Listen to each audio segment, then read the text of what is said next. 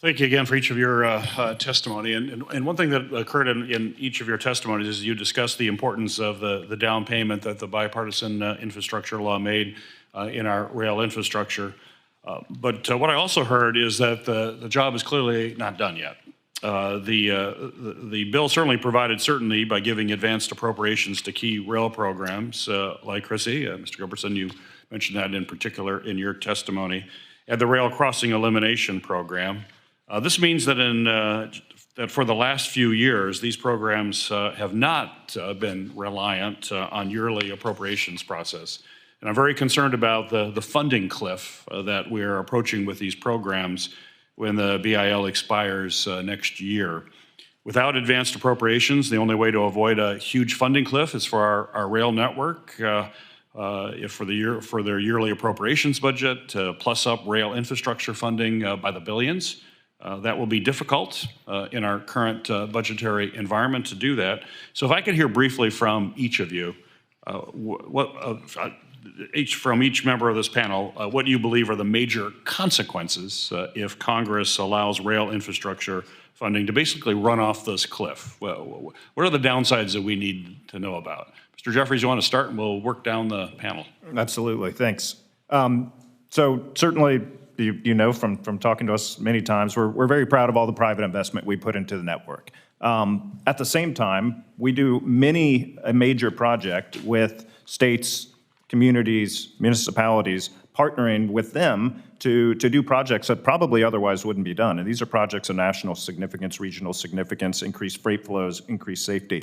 And so the primary source for the public entities to tap into is it's the Grade Crossing Elimination Program, it's infra, it's mega. On the short lines primarily, it's Chrissy. And so my concern, if you let those programs be dormant or stagnate, is that there's going to be a lot of missed opportunities to partner with public agencies throughout the entire country. You've seen how oversubscribed these programs are to do projects that otherwise may not get done, that will have real benefits to cities and towns across the U.S. and the movement of freight, goods, and people. Very good. Mr. Gilbertson. I would just echo that and say that the advance appropriations are really critical. There's a planning function, particularly for small carriers, where you have a work window that's defined by climate sometimes. I mean, we have 4 months where we can do the work. If you miss that cycle, you miss a year. Similarly, there's often lining up non-federal partners that includes the private entity, but also public entities in some cases. And again, anything that adds to the complexity of that may mean it doesn't happen at all. Very good. Mr. Trumper. Thank you, Senator Peters. I'd mention two things. Number one, infrastructure built today is cheaper than infrastructure built tomorrow.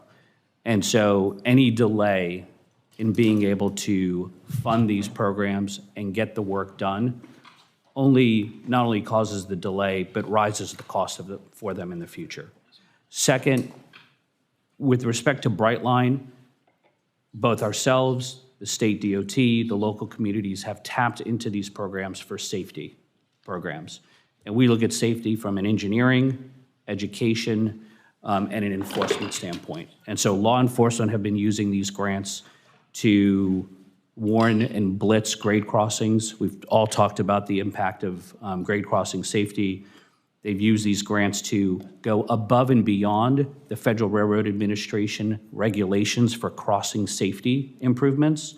And they've also used these grants from an education standpoint for public service announcements, et cetera. And so my fear is if you pull back on funding, you would also see an increase in safety incidents. All right, we're real concerned. Mr. Anthony, the last word. Yes, absolutely. Absolutely, we need certainty of funding. It helps the local communities and the rail industries to be able to plan.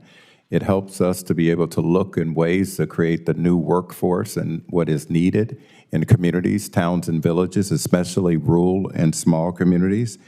It also is important to note that all types of the infrastructure programs that we have has a trust fund or other long-term funding commitments. And if we had that mechanism long-term for rail industry development and community engagement and local leadership involvement, I think we could plan better as a nation. Great. Thank you, Mr. Chairman.